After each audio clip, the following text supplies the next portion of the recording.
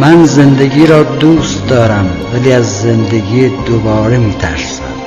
دین را دوست دارم ولی از کشیش ها میترسم.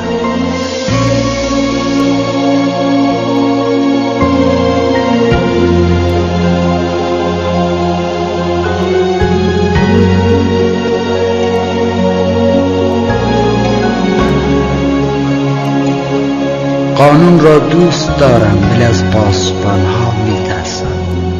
عشق را دوست دارم ولی از زنها میترسم. کودکان را دوست دارم ولی از آینه میترسم.